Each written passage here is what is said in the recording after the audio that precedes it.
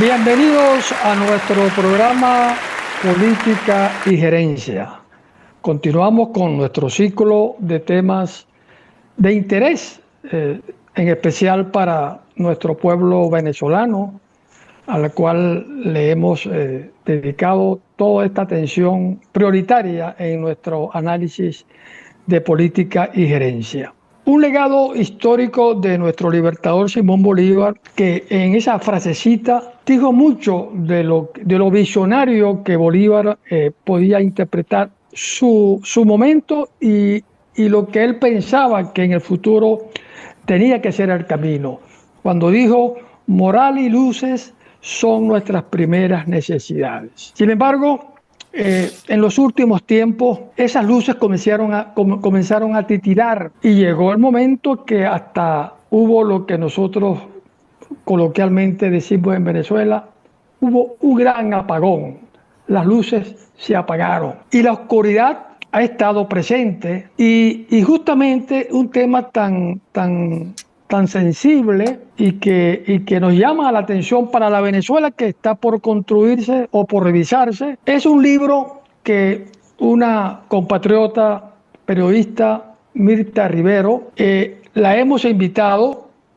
Fue publicado su libro último en España y la verdad que allí plasma en una historia real de lo sucedido entre 1999 y 2004 y lo titula La oscuridad no llegó sola. Mirta, bienvenido a nuestro programa. ¿Y cómo es eso que la oscuridad como que tuvo alguien que la empujó para que se apagara el país que veníamos alumbrando? No con la intensidad que esperábamos, pero sí venía firme en ese progreso que ha estado pendiente y convertirlo en desarrollo nacional. Bienvenido, Mirta No se Rivera. preocupe. Muchísimas gracias por invitarme a hablar sobre la oscuridad. Una precisión, yo creo que en los últimos tiempos se ha ido oscureciendo, creo que entendí que dijiste, yo creo que son 25 años, bueno, más de 25 años, es una generación en donde estamos sumidos en la oscuridad. No fue alguien que la empujó uno solo, precisamente. Yo creo que fue toda una serie de procesos. Evidentemente que a partir se puede decir desde el mismo diciembre del 98, tras los resultados electorales de esa fecha, se instaló la oscuridad.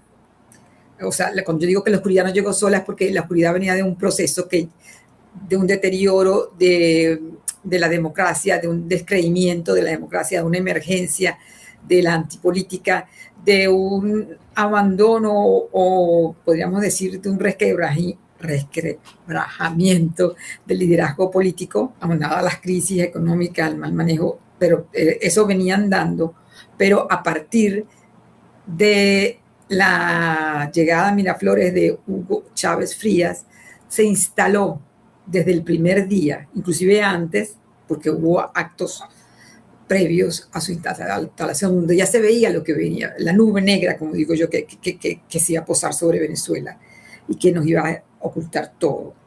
Desde el mismo momento en que él posa la mano sobre la Constitución y dice jurar, no juró por el respeto a la Constitución y las leyes, él juró contra todo lo establecido, juró por eliminar esa Constitución y constituir una nueva y a Pato y las Guacharacas y todas las cuestiones épicas de su retórica, ¿no? Obviamente llegó acompañada por un grupo de personas. Se habla mucho de que fueron los más necesitados los que facilitaron que llegara al poder, pero evidentemente que por Hugo Chávez Frías votaron en 1998, desde todo el espectro, puede decirse que toda la escalera política de Venezuela, votó la clase necesitada, los estratos más bajos, votó la clase media, votó la clase, los empresarios, el comercio, votaron los académicos.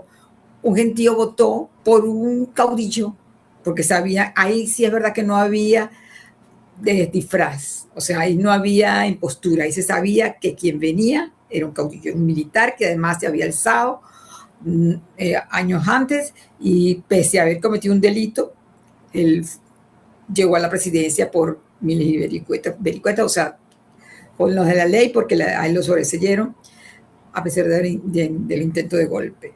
Pero cuando fue toda la sociedad, o sea, cuando digo toda la sociedad no es porque yo haya votado por él, uno tiene que meterse dentro del contexto. Venezuela votó, y las cifras lo dijeron, por que un caudillo llegara a resolvernos las cosas. Llegó acompañado de toda esta gente que yo les había dicho ya, toda esta clase, los políticos que se pegaron, la gente que creyó que podía atravesar eso sin mayores cosas, que era una persona más, otros creyendo aprovecharlo, creyendo que por su escaso manejo de la política no iba a poder saber y podían ellos manejar tras del telón. Pero resulta que no, había un plan muy bien trazado y por lo menos en su cabeza y en el grupo que lo acompañaba, y después consiguió aliados en el camino. O sea, yo creo que la oscuridad se instaló fundamentalmente por responsabilidad de los venezolanos. Esa frase, Mirta, cuando editaste tu primera, el libro que tuvo más venta también anteriormente. Rebelión de los náufragos. Sí, en esa parte, en uno de los comentarios que alguien emitió, decía que en verdad el caudillo había llegado por la irresponsabilidad del pueblo venezolano. Y el pueblo venezolano, incluido, o los ciudadanos venezolanos, incluido la clase trabajadora, la clase popular, la clase media, todos, hasta clase alta, La intelectual. intelectuales que apoyaron. Algunos no duraron mucho, pero apoyaron y lograron que este caudillo llegara al poder. Muchos dicen que es que los engañó. Yo digo, pero ¿cómo no me engañó cuando yo sabía de dónde venía? Y además, desde el 92 me creó mucha mala imagen, sobre todo aquella desde donde dijo aquella frase corta que se puso de moda, que por ahora y todas esas cosas. Y él, en lo que lo soltaron, se fue para Cuba y ahí habló del mar de la felicidad, de manera que sabíamos hacia dónde iba. Y del contenido de tu libro, a mí me impresionó mucho y te lo mencioné en una conversación que tuvimos aparte, donde yo en diciembre lo bajé de Amazon y estaba aquí mi familia. Durante el transcurso de esas últimas semanas de diciembre me dediqué a leerlo y a tomar algunos apuntes, pero yo notaba que sí, me iba a... Y yo creo que es uno de los puntos principales del contenido del libro, que es que a uno, después de tantos años, se le van olvidando cosas, a veces se confunde. Muchos compañeros petroleros confunden lo del pito sacando a la gente, sacando a los líderes del petróleo, votándolos por televisión, y otros los confunden y los creen que fue donde ahí se inició la gran despedida de gente que llegaron a 23.000. Son cosas que ya se van uniendo y van creando una confusión. Yo en verdad me sentía que iba reeditando todo eso que a través de la televisión, la prensa, no había redes sociales, pero sí había la primera red social que era la de los correos electrónicos. Y a medida que pasaba el tiempo y los leí todos, los dos libros que aquí están, el libro 1, y lo pongo para que lo vean nuestros seguidores, y el libro 2. Pero ya al final, cuando terminé de leerlo, oye, lo que sentí fue una verdadera, aunque a mí nunca me ha dado depresión ni nada de eso, mi mente es muy, muy buena en eso, me sentía como oprimido, deprimido. Eso fue el primero que terminé de leer, el primero de enero, y el 2 estaba todavía más alicaído, porque yo dije, wow, esta gente que narra acá, esta gente, cuando uno lee tanto un ensayo, una investigación periodística, histórica, uno dice, bueno, menos mal que ya eso pasó, es historia. Pero me doy cuenta, Dios mío, pero es que están todavía gobernando. ¿Y cuándo irán a irse, Dios? ¿Cuándo se irán a ir de Venezuela? ¿Hasta cuándo? Y el milagro se hizo el 3 de enero. Me pareció excelente esa actividad histórica que pasó ese 3 de enero. Tuve un resurgimiento. No, ya ahora sí, Venezuela tiene futuro y ya se va a acabar esa dictadura. Ahora bien, otro tema que a mí me llamó mucho la atención, que también a pesar de que estuve involucrado en esa actividad, fue el tema petrolero. El tema petrolero lo trata de una forma magistral, porque ahí va en una forma cronológica cómo se empezó el problema petrolero, cuando se asusó al liderazgo petrolero a que se metiera en la candela porque estaba participando en el paro cívico nacional, y al final fueron los últimos que quedamos, pero del cual me siento muy orgulloso, porque desde un campo petrolero aislado en el oriente de Venezuela, donde yo estaba ejerciendo mis funciones, ahí yo le dije no a esa política, y gracias a Dios la historia nos ha dicho que teníamos razón, porque ya sabíamos que lo que el gobierno esperaba era tomar esa colina y desde ahí servirse de ella para sus planes futuros. Entonces, Mirta, cualquier comentario que tengas al respecto en cuanto a la primera parte que mencioné de esa sensación de, de depresión que uno siente al terminar el libro, y luego si pudiera detallar algo más acerca de la política petrolera. Gracias. Primero, sí, es un libro muy duro. Es un libro que yo creo que deja a la gente cuando empieza a leer, porque es el principio del chavismo, del gobierno chavista en el país, del periodo en que se sentaron las bases para todo esto que tenemos ahora, pues. Y sí, yo entiendo que te esté deprimido, que te hayas desesperanzado, desconsolado al terminar de leerlo. Una precisión, hablabas de no había redes sociales, pero no sé qué más, pero había libertad de expresión. Inclusive hasta los primeros 2 años, siempre fue muy maniatada, muy presionada, los medios de comunicación, la libertad de expresión.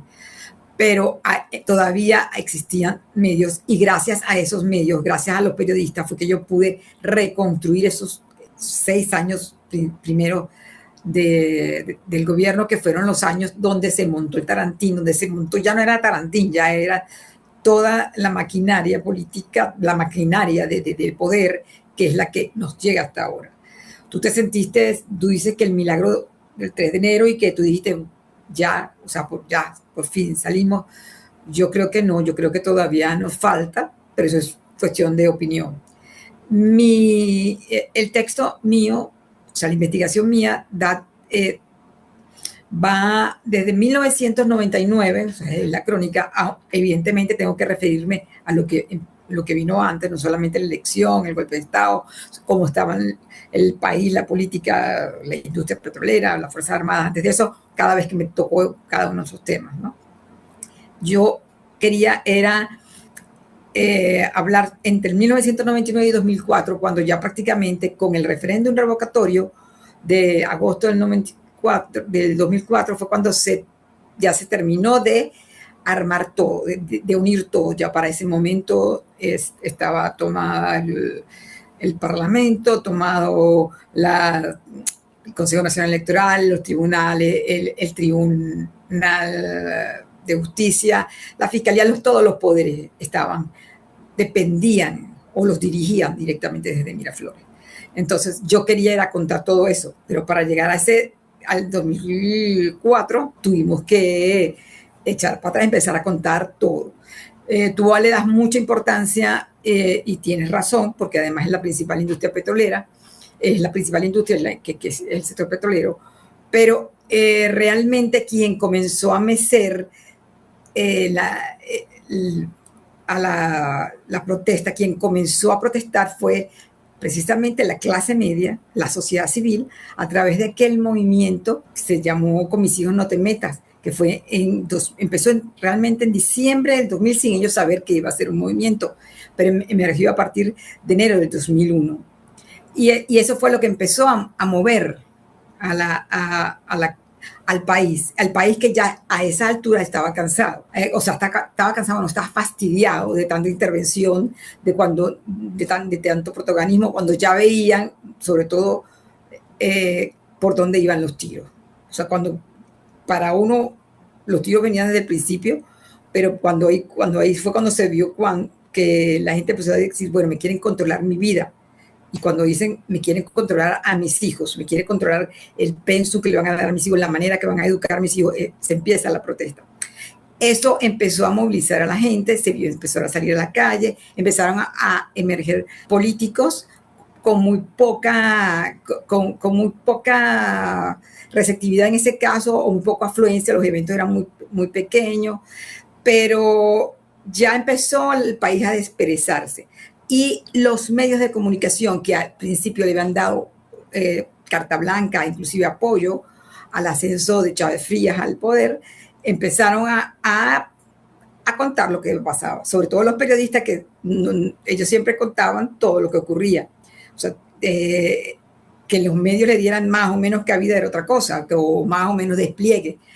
Pero los hechos estaban contados y eso es importante.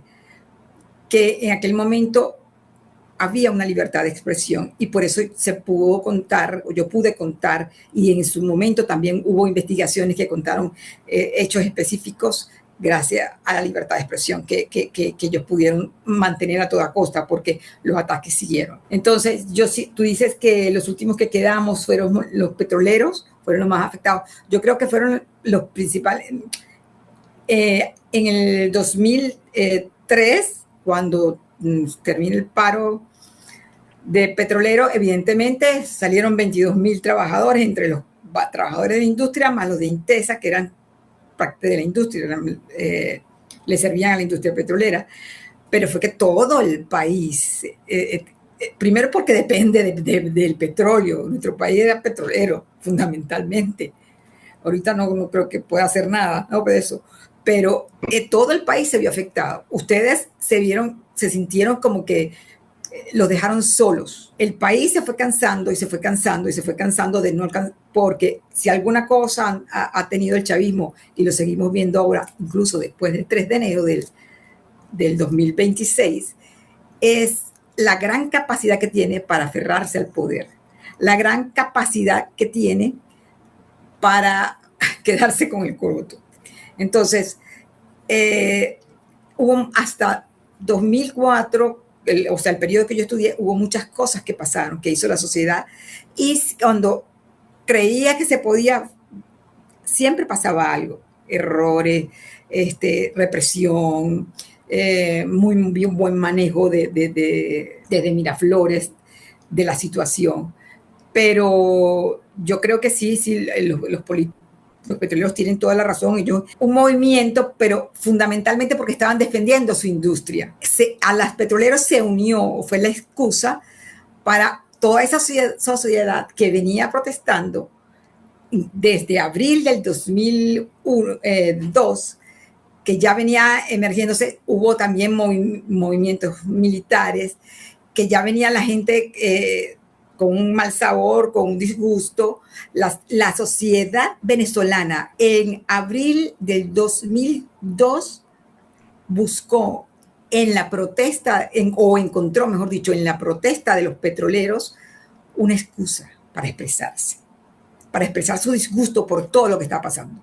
Ay, sí, vamos a defender a los petroleros, porque además ese día muchos fueron a esa reunión, el 11 de abril fueron a esa gran reunión en Chuao para apoyar a los petroleros. Esa era la excusa, que además ese era el día que supuestamente eso iba no se iba a cortar el paro, eran las intenciones, aunque ya se sabía que lo que quería era llegar a Miraflores porque había suficiente masa para hacerlo. Pero la sociedad entera se la jugó con los petroleros. Como después también se la jugaron el 11 de abril los militares que protestaron, había un movimiento militar que venía diciendo esto no puede ser, que quería propiciar la renuncia de Chávez Frías del poder. Había sectores sociales que estaban buscando ver cómo hacer para salir, por eso es que también se reunían, por eso es que también comentaban, asistían a foros, y cuando hubo la masacre del 11 de abril, los primeros que reaccionaron fue la Guardia Nacional. Ya había el pronunciamiento de más de una decena de altos generales, pues de altos funcionarios de la Fuerza Armada para pedirle la renuncia al presidente. Pero eso no salió en el momento. Los primeros que reaccionan fueron dentro de las Fuerzas Armadas, la Guardia Nacional, a las 6 de la tarde. A las 8, después, entre las 6 y las 8, sale por fin, se pudo sortear la censura, porque acuérdense que el 11 de abril hubo una cadena nacional, sacaron del aire las emisoras que quisieron transmitir lo que estaba pasando, y en ese momento hubo como una campanita, a través de CNN hubo un espacio, pero una ventanita, se expresaron un grupo de militares que estaban inconformes con la situación, incómodos con la situación y el rumbo donde vive el país. Después de eso, a las 8 de la noche es que el ejército se pronuncia y le quita el piso la presidenta Hugo Chávez Frías. Ahí dice, hasta aquí llegamos. Y de ahí en adelante, inclusive ya antes de ese día, de las 12 de la noche del 11 de abril, ya Chávez Frías había dicho que quería renunciar. Entonces, el movimiento se inició muchísimo antes. En abril, tenían toda la razón, pusieron todo el empeño, ustedes pusieron todas las cartas, toda la industria petrolera, pero no fue la industria petrolera sola la que llevó el baluarte. Sí es verdad que después, a finales de ese año, visto lo que pasó el 11, 12, 13 de abril, que retornó al poder, acuérdense de lo que les dije hace poco, que la gran capacidad que tiene este gobierno, que es el mismo desde el 1999, aunque ya han cambiado algunas caras, es aferrarse al poder. Es su capacidad para ganar tiempo, para alargar los tiempos, para enredar, para aferrarse al poder. Entonces, logran superar ese cuando ya creía que todo el mundo, cuando el hombre renunciado, ya preso y todo el mundo cree que ya pasó, y resulta que no pasó, hubo muchos errores. Bueno, entonces vuelve la sociedad después de un periodo primero de incredulidad, de depresión, de desazón, volvió a las calles. Entonces empiezan también entendieron en muchos sectores políticos, muchos sectores empresariales, el sector sindical, que bueno si se paralizaba la principal industria del país, y lo hicieron. Ustedes además, aunque dijeron que había sido a título personal, evidentemente todos estaban presionados para salir a protestar y para ir al paro. Ustedes en verdad siguieron, porque ustedes querían defender, y además lo dijeron, nosotros queríamos restituir la industria, porque se había violentado todo, querían volver a cómo funcionaba la industria, una industria que funcionaba para extraer petróleo, entregar el petróleo al país. Ustedes seguían perfeccionando, tratando de producir más, tratando de darle más dinero al país. con unos criterios de meritocracia, de valor, de respeto a las instituciones. No contaron tampoco con, como no contó mucho el país también, con la calidad del adversario, que desde el principio había dejado ver que no quería nada con esa PDVSA, desde antes de la toma del poder. Tanto es así que antes de que Hugo Chávez Frías juramentara en el Palacio Federal, alrededor de 100, 150 altos ejecutivos, no todos altos, mentira, había profesionales de carrera, pero que ya iban hacia allá, de la nómina ejecutiva, renunciaron a la industria, porque ellos sí vieron por dónde venía todo. Era la toma de PDVSA, porque la toma de PDVSA, que ellos decían que era una caja negra, era la caja chica que ese grupo quería manejar. Ellos querían convertir lo que ellos decían que era una caja negra en la caja chica de Miraflores. Eso se vio desde el principio. Entonces, fíjense ustedes que hubo un grupo de petroleros que se dio cuenta desde mucho antes.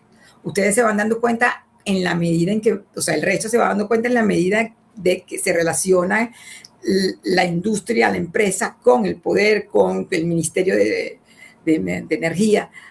Y entonces empiezan a tratar de defender a la industria.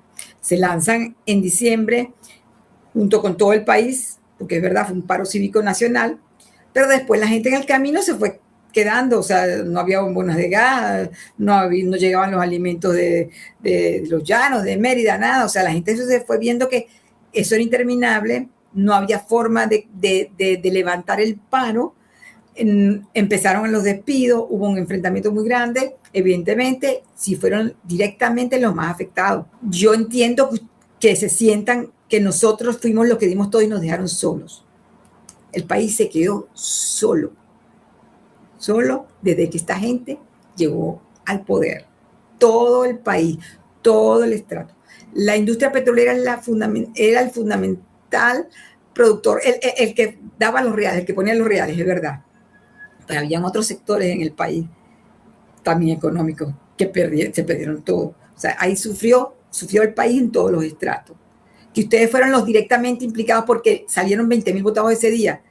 ¿Cuántos no habían votado antes? ¿Cuántos no habían perdido antes? ¿Cuántos no perdieron nada más que entre febrero del 2002 y agosto del 2004, cuando ya estaban instaladas las misiones, cuando habían desplazado médicos, profesores, entrenadores deportivos, cómo se había infiltrado todas esas cosas, ponerse en los zapatos de una persona que no haya tenido un trabajador petrolero cerca, un amigo, ¿no? Una persona, un maestro que mantiene una familia, que el esposo trabaja en una ferretería, cómo se había afectado también. O sea, yo creo que la oscuridad ahí llegó para todos. Y sí, los petroleros fueron los primeros afectados, más directamente afectados, pero no fueron los únicos. Fue el país todo. Gracias, Mirta. Excelente. Si hay alguien que quiera decir algo. Edwin. Yo quisiera preguntarte, hacerte algún planteamiento, Mirta, ¿no? Me parece muy interesante los dos libros tuyos. No he leído el último, el primero sí lo leí. Y bueno, comparto muchas cosas de lo que dices ayer y algunas cosas que creo que están en discusión, pero en todo caso, pues, esto es parte, pues, del intercambio intelectual, de las visiones, etcétera, ¿no? Pero me parece un esfuerzo extraordinario de investigación periodística, muy serio, que es lo que nosotros necesitamos, porque en los últimos tiempos tenemos muchas opiniones, pero opiniones demasiado empíricas, demasiado improvisadas, y además muy cargadas de elementos de especulación y de sentimientos, ¿no? Eso pues está reñido con la investigación científica, pues, ¿no? Y con la investigación social. Pero hay algo que quiero decirte, ¿no? Yo he estudiado un poco el tema del caudillismo, tanto a través de un periodista y escritor que tú pues debes haber conocido, al menos en sus últimos años, que es Manuel Caballero. Y también pues yo empecé un posgrado de historia de la mano de Luis Cipriano Rodríguez, No lo terminé por mis ocupaciones laborales, que eran muy intensas. Yo soy abogado laboralista y trato con conflictos laborales, etcétera. Esos eran cosas, años de una gran turbulencia para mí que me impidieron continuarlo. Pero tuve una gran amistad, además familiar, con Manuel Alfredo Rodríguez, un historiador, abogado, político, escritor muy competente, pues muy bueno. Y hemos hablado mucho del caudillismo. Y en el siglo XX, digamos, Chávez es el último caudillo del siglo XX, pero es un siglo marcado por caudillos, empezando por Gómez, que tuvo hasta el año 35. Y después los caudillos militares fueron sustituidos por los caudillos políticos. Betancur fue un caudillo, Carlos Andrés Pérez un caudillo, Caldera un caudillo. O sea, de manera que tenemos un caudillismo que incluso se dice el caudillo a caballo al caudillo con micrófono. Hay una expresión por allí, ¿no? Que en realidad pues hay como una especie, y creo que Alberto Rial, no sé si tú lo conoces, que es un compañero que está aquí con nosotros, ¿no? En este grupo, aun cuando no está... hizo un foro aquí con nosotros, un conversatorio muy interesante acerca de las características del venezolano y del pensamiento venezolano. Y hay también una autora muy buena que seguramente tú consultaste, que se llama Marixa Montero. Seguramente sabes de ella, ¿no? Y que hablan sobre las características del venezolano. Entonces el asunto del caudillismo, que hoy en día se le aplica a Chávez solamente porque es el último caudillo y el que sigue marcando trágicamente nuestra historia, pero en realidad hay una tendencia al caudillismo. El presidencialismo conduce al caudillismo. Fíjense cómo ahora Trump es lo único que se mira, pues Trump. Y María Corina, yo estoy de acuerdo con María Corina, ¿no? Y yo la respaldo, pero quiero decir, estoy analizando el tema del caudillismo. Ese es un aspecto pues que quería comentarte para ver tú qué planteas. La otra cosa que quiero comentar es lo siguiente. Chávez insurge con un golpe de Estado en el año 92, con el cual yo estuve en desacuerdo y lo manifesté. Yo nunca he sido golpista, jamás he apoyado, digamos, los golpes de Estado. Yo apoyé a Chávez en el 98, pero no porque fue un golpista, sino porque era una opción para un cambio que se había frustrado relativamente en el año 93 con Andrés Velázquez, que supuestamente, y eso sería bueno una investigación, ganó las elecciones y en los manejos del Consejo Supremo Electoral de la época, pues colocaron a Caldera. Y Andrés Velázquez representaba como una especie de cambio civil, de cambio popular, muy social, que por cierto, en el curso de su trayectoria, pues ha demostrado ser una persona pues muy aferrado a los principios democráticos, aun cuando también sea un caudillo en su grupo, en su movimiento, ¿no? Pero digo, ese golpe del año 2002, me parece a mí, que produce produce un atraso en cuanto al avance que pudiéramos haber obtenido en esos años previos, ¿no? Porque teniendo mecanismos a través de los cuales se podría descartar a Chávez, se recurre a la acción militar. Sobre esto hay mucha gente que ha escrito y ha habido muchas investigaciones. Yo no voy a discutir sobre eso, sino sobre el hecho de alterar la Constitución. Yo respaldé el paro petrolero porque como en mi condición de abogado, mi opinión es que se cumplieron los plazos para hacer una huelga petrolera. O sea, se cumplieron los requisitos legales con un sindicato, con un pliego de peticiones, tramitado a través de la Inspectoría del Trabajo y tenían derecho los petroleros a hacer una huelga. De manera que digo todo esto para que mi posición no se vea como defensora de Chávez. Yo no estoy defendiendo a Chávez. Incluso en el 2002 mi posición fue contra el golpe porque eso alteraba el curso democrático. Y eso podría representar entonces una reacción de Chávez y del chavismo, que ya mostró sus costuras en el 2000, yo se los voy a recordar, con el Plan Bolívar 2000, que fue un plan de la corrupción de los militares, para él, digamos, hacerse más fuerte dentro del sector militar. Y ahí pues comienza, yo creo, el gran deterioro de Chávez como posibilidad de un cambio. Bueno, discúlpame, fueron algunos comentarios que seguramente te estimulan a ti a hacer los tuyos con tu investigación. Gracias. No, a ti muchísimas gracias. En relación primero al caudillismo, habla del caudillismo, yo sí creo que nosotros queremos en Venezuela, la sociedad venezolana, o sea, está demostrado que queremos que es una persona que nos salve, una persona en quien, aquí está, y va, tú no vas a resolver todo. Y resulta que, bueno, ya nos desentendemos de eso. Entonces, yo sí creo que hay una tradición, viene desde que nos independizamos, o sea, teníamos de todo el siglo XIX fue una prueba de ello, y el siglo XX también. Lo que pasa es que había caudillo democrático, uno que era menos caudillo que el otro, uno que tenía más agarre, o sea, más personalidad para ejercer como su caudillo, pero es así. La sociedad siempre votaba por una persona que le resolviera y depositaba en él toda la confianza como que si fuera un santo. Y el país lo hacemos todos.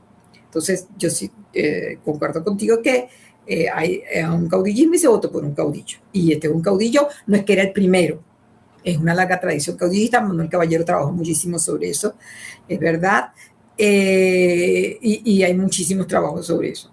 Ahora, en relación a solamente una cosa chiquita en el camino, sobre Andrés Velázquez, se habló eso de Andrés Velázquez había ganado las elecciones, eso no está documentado, no se ha hecho investigación sobre eso. Lo único fue que después Andrés Velázquez siguió y demostró que, al contrario de otros políticos, ha sido de un talante democrático o sea, ha sido muy firme hasta hoy, hasta el día de hoy, después de todo aquello que ha pasado. En relación, pero sí votó por el cambio, pero es que aquí sí vamos a discrepar un poco, porque es que a ese cambio se le veían las costuras. Un personaje que emerge a la vida pública violentando a las instituciones, por encima de la institución, diciendo que la institución es él. O sea, ¿cómo voy a yo, empezando por ahí, a darle confianza? ¿Cómo me va a dar confianza a mí? Después él inclusive, cuando sale de prisión, liberado completamente, él no tuvo excarcelación, él no hizo absolutamente nada, se sobreseyó su causa. Él insiste, si leyó el libro 1, como dice, yo, no es que lo digo yo, sino que yo recuperé todos los testimonios de todos los registros que había. Lo que hizo fue recrearlos y reconstruirlos, ¿no? Él creía que la vía de llegar al poder era a través de un golpe. Él no creía en el camino institucional. Estuvo a la mano Miquilena, que fue el que lo encauzó y lo llevó. Aunque Miquilena siempre fue militarista. Ahí confeso, ¿no? Pero él sabía que con un personaje como Chávez Frías podría llegar a hacerse el cambio por la vía de las elecciones, y además y efectivamente el que más resultó, tanto ha resultado que lo tenemos todavía 27 años después. En relación a que no estuvo de acuerdo en relación al paro petrolero, que sí estuvo de acuerdo, pensé ni dije, tampoco pienso que el paro petrolero haya sido ilegal. Además, eso estaba dentro de las leyes, o sea, uno podía ir al paro, la huelga, se había cumplido los pasos, estaba dentro de los canales. Yo lo que estoy diciendo es que se perdió el objetivo, se subestimó el adversario político. Inclusive después del 11 de abril, después de lo que había pasado el 11 de abril, que fue la única vez que se creyó en verdad y que se iban a cambiar todo, ya, se pudo.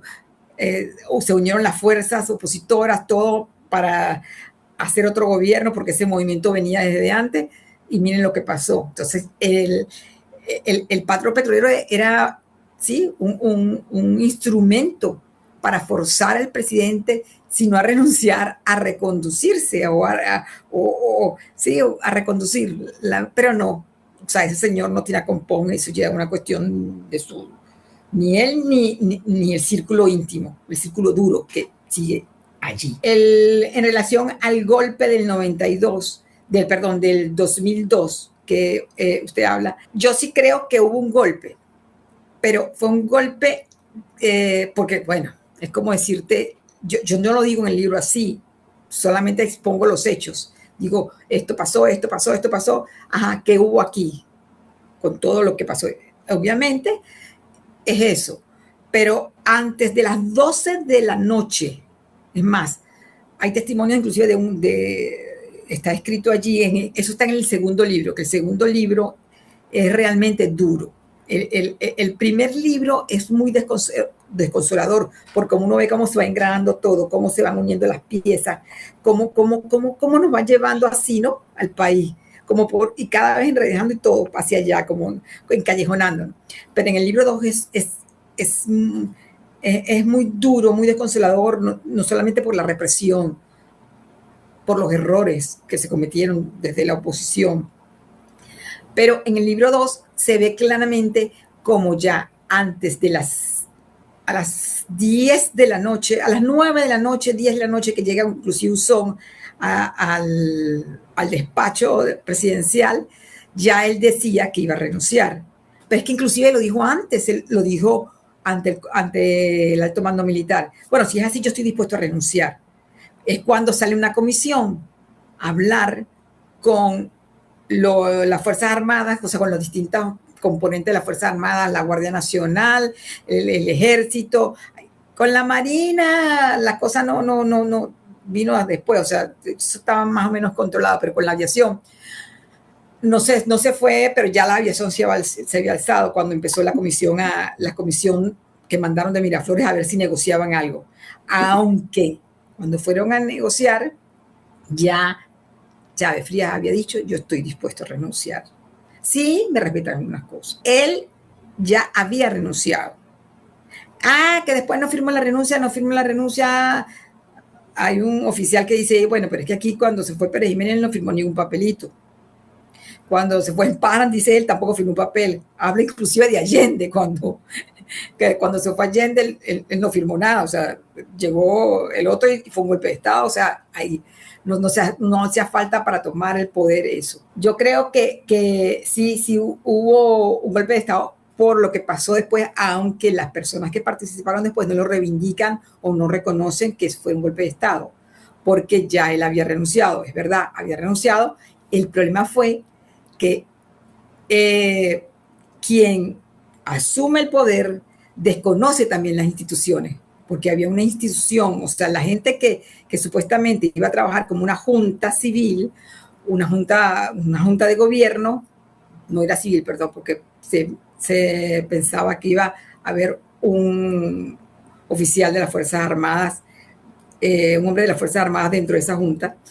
Se desconoce ese preacuerdo que había, que estaba todo el país, sabía esto, o sea, todas las fuerzas políticas que estaban, que sabían que venía algo, que eso era lo que se estaba buscando, que este hombre renunciara, Chávez Frías renunciara y se instaurara una junta de gobierno. El problema fue que de repente entre las 12 y 4 las 12 y las 4 de la mañana del 12 de abril se cambiaron los papeles y entonces ya no fue junta, sino fue una sola persona. Y ahí fue donde, en verdad, yo creo que se podría decir que hay un violentamiento de la institucionalidad, porque hicieron el Congreso ya estaba listo para apoyarlo, para nombrar al nuevo jefe, como se nombró como nombraron cuando sacaron a Carlos Andrés Pérez en el 93, que primero se nombró se me va el nombre, se murió, perdón, a la ECO, y después fue Ramón J. Velázquez al mes que asumió. Cuando se desconoce todo eso, es cuando se produce lo que es el golpe de Estado. Pero que conste, inclusive hasta las 4 de la mañana del 12 de abril, cuando llega, estaba dispuesto a renunciar.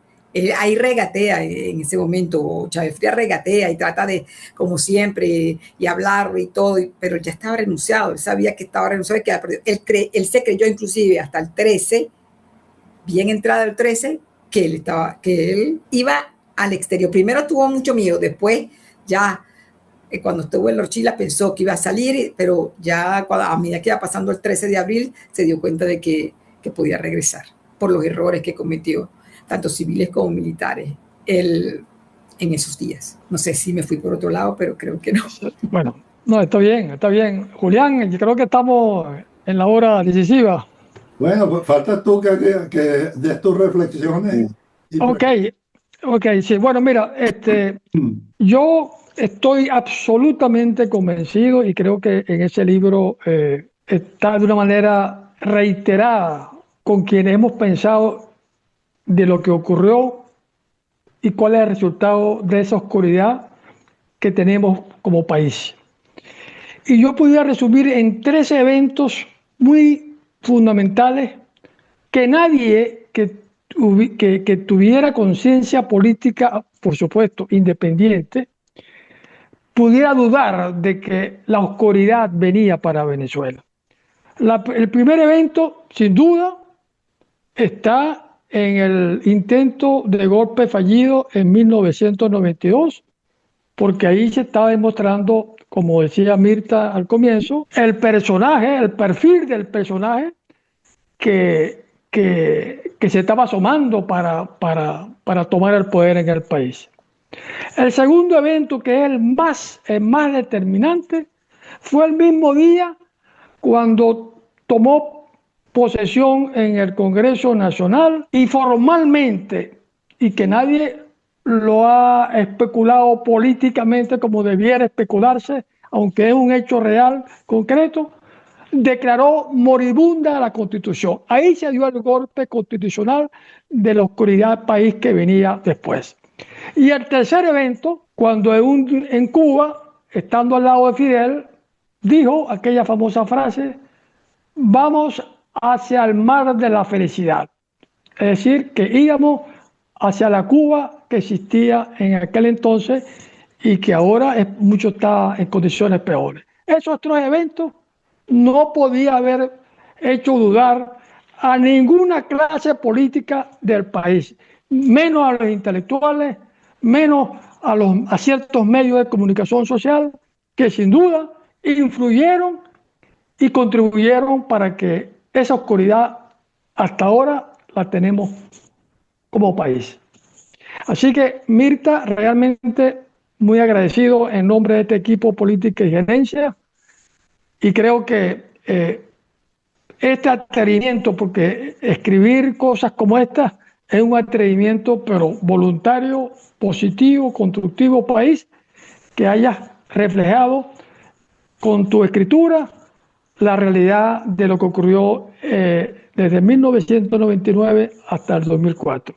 Así que nos volveremos a ver y oír en nuestro próximo programa en Política Gerencia, Julián. Yo no sé si puedo decir algo antes. Sí, adelante, adelante. Un poco para decir, en el libro yo trato todos esos sucesos que yo les dije, o sea, todos esos años, pero en esos años, además de la protesta, de la emergencia social, antes del 2001, del paro, de la huelga de abril del 92, de lo que pasó el 11 de abril, que es el capítulo más importante y más largo, o más duro también, de lo que pasó con el paro petrolero, que fue fue el referéndum revocatorio, cómo se llegó al referéndum revocatorio, que además al final es como prácticamente una coda, es que así como los petroleros quisieron defender a través de todos los movimientos que hicieron internos, todas las primeras protestas hasta llegar hasta la huelga, cuando se unieron al paro cívico nacional que convocó la CTV, es que también hubo un grupo de militares que, sabiendo que no tenían para dónde ir, que ya habían emergido y habían mostrado su desacuerdo el 11 de abril, también hicieron un movimiento de protesta, que fue el movimiento de la Plaza Altamira, los militares que se instalaron un cuartel a cielo abierto, y ellos también buscaban, sobre todo, salvar a sus Fuerzas Armadas, que veían que ya iban infiltradas por todos lados. Entonces ellos también intentaron, también subestimando a quién era el adversario o sabiendo que era lo único cartucho. Ellos sabían que muchos de ellos sabían que no podían hacer más nada y que no iban a tener ningún resultado, pero querían dar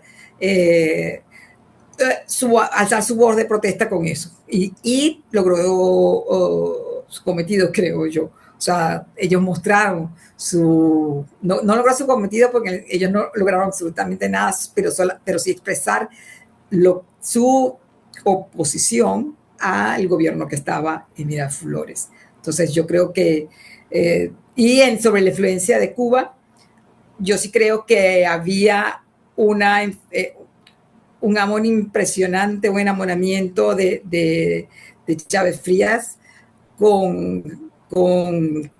más que con Cuba, con Fidel Castro, pero eso se fue viendo más con el tiempo, o sea, porque además Fidel en aquello fue muy, muy cauto. Se fue mucho más abierto a partir del 11 de abril, mucho más de frente. Muchísimas gracias por la invitación. Gracias a ti, Mirta. Gracias, Mirta. Excelente, excelente. Y ya pronto ha sido un conversatorio